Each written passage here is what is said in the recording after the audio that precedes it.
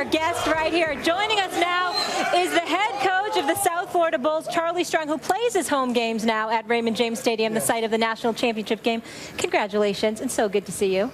Oh, it is. It's really great to be on. I see Stephen, I see Molly, I see Max, but, you know, the transition here has been very good for me so far. And the great thing about it is that I'm coming back to a place I'm very familiar with, you know, recruiting this area for a long time and just the relationships that I've built within this area. So it's almost like it's homecoming for me. I was wondering, because I was going to ask you, you know, I know a lot of Power 5 schools wanted you as a defensive coordinator, but once you get that itch as a head coach, you don't want to give that up, right?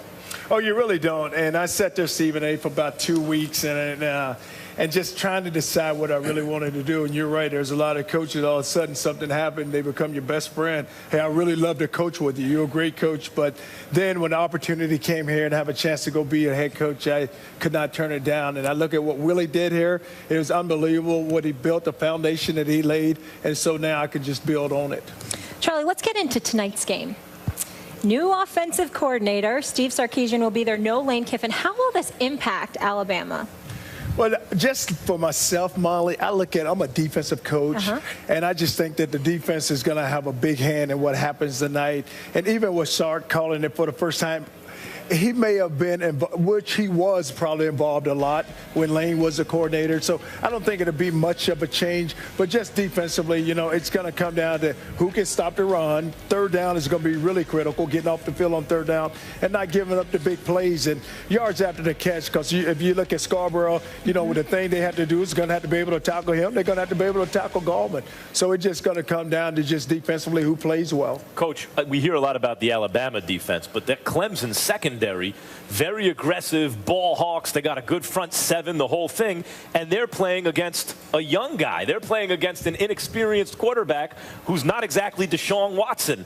There's been a lot of focus on the Alabama defense. How about that Clemson defense? What Clemson does, they have an outstanding defense. But still, though, you look at Bama's quarterback, he's no longer inexperienced because he's done played a number of games. And they're undefeated because of his leadership and what he's done. Have a lot of good players around him. And in a game like this, the quarterback is critical, but he just managed the game. You got some really good players around you. Just get the ball in their hands. Offensive line's going to have to protect him. They're going to have to open up holes and let him run the ball. What the hell has been wrong with Calvin Ridley, wide receiver for the Alabama Crimson Tide? We've heard so much about what the expectations were for him coming into this season. Right now, we're wondering whether or not he's going to show up. Why is that? Well, I think really a show up. But if you think about it, Stephen, Scarborough had not played very well up until last week, and they gave him the football. And they're going to find a way to get the ball because really, if you look at him on the outside, the thing he can do with the ball in his hands, and that's what if he can catch a 5-yard, just a hitch route, and make a guy miss and turn it into 20 or 30, he's done his job. But the matchup on the outside with the secondary, it's going to be you're right? Can they prevent Alabama from the play action, throwing the ball down the field? And then can Clemson, same thing with Watson, if he get outside the pocket and let the ball fly. I would like to believe that Clemson is not going to allow O.J. Howard to get off the way that he did in the national championship game last year. But what exactly is it that they need to do in order to win this football game over Alabama tonight? Well, if you look at Clemson, their key is the quarterback. And the thing about it, Watson, he's playing in some really big games. And the thing they're going to have to do is can they control him? And if they allow him to just beat him with his arm and then let him beat him with his legs, then they're going to be in trouble. Because if he can get outside on the perimeter and create plays and can run the football and get the ball down the field, then Alabama be in trouble. But Alabama's really good on defense. But, you know, I look at it like this. The two best teams in college football is playing tonight. They were the two best. They're playing tonight. You got two outstanding coaches. So it's going to come down to some key players, big-time players step up in big-time games like this. And you look at Howard last year. As it was last year, yeah, when the best player on the field, by the way, was the guy who's going to be the best player on the field again this year, Deshaun Watson. What if that secondary that I mentioned before from Clemson can turn this into a kind of a one-dimensional Bo Scarborough kind of offense? You know, that sounds like a kind of clock control type game, which I would think would favor Alabama. But when I think about that, I don't know that Alabama can beat them that way. Well, it's all big plays, and you're right, and it's managing the game. And even if the clock now, you think about it, Alabama's going to run the football, so they're going to line up, they're going to turn that ball, turn around, get that ball to Bo, and see if he can run through them. But same thing with Clemson. You look at Goldman, they run the ball, and even with Watson getting outside because of the zone replay that they run with it. So the running game is critical, and who can stop the run? That's what it's going to come down to. Which team can stop one another from running the ball. So much noise has been made about Alabama's defense. You know a thing or two about defense. You were defensive coordinator for 2 national titles at Florida, if I remember correctly. Here's the deal. This defense, Alabama, that we talk about, where would you rank them all time? I mean, even with the absence of Eddie Jackson right now, this defense is something special. Where do you view them as?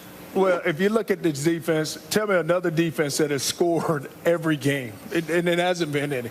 And you look at the turnovers they get, and they take the ball and go score with it, and they can also get pressure on the quarterback, and that's why they have the turnovers that they have. It's an unbelievable defense, and it's just like you said, one of the best players. Jackson's not in there. All right, replacing with the next guy. The next guy steps up, but it's a standard there. It's a standard within their program, with both programs, and that's why they're in the position that they're in right now.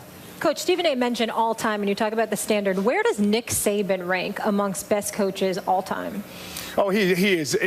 With our time and what we've seen, the best coach. And because if you look at what he's playing for tonight, but the consistency that he's been able to build within the program is hands above any coach out there right now. But if you look at it, he has a process, and they have bought into the process. He gets some really good players. But still, though, even when you get good players, he's been able to manage those players and get them to play up to their ability. Says something about the Alabama legacy that you could wind up as tying the record for most championships ever and still being second best at your own school because you didn't win them all at Alabama. It's an unbelievable legacy at that school.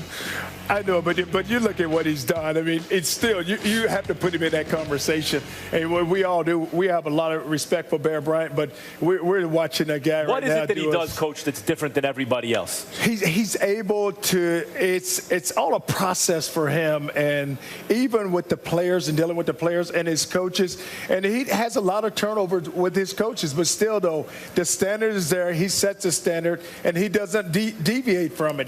This is what it is when you come to University of Alabama, and that's what it's going to be. I ask you, Coach, because when I look at your track record as a head coach, I see someone, and I thought that you should have stayed right where you were. I thought they were hasty because your track record says it's going to be a 500-ish situation, more or less, a little less at Texas, a little more before at Louisville, but it's going to, because you're trying to instill doing it the right way, and it takes some time to lay that foundation before you can get rolling, which you did at your previous stop, or 2 stops ago at this point. So I'm asking you about what Saban does, because it seems he's set up a system that just keeps rolling. It's like a machine. It never stops. And that's what happens. It never stops. And even when you're building a program, like you said, you think about the stop at Louisville and the stop at Texas, and now the opportunity at South Florida. It is. And you know with the process, and you know what it takes to win, and that's what you have to be consistent about. And week in and week out, that's what you have to be about. And I look back at Texas, and you know what? I'm not happy about my record, not at all. But what I'm really pleased about is that I feel like that, being at Texas made me a better football coach. The opportunity was there, but it is wins and losses, and I didn't get it done. But still, though, I learned and I became a better coach because of my experience there. Charlie, before we let you go, real quick, who you got tonight?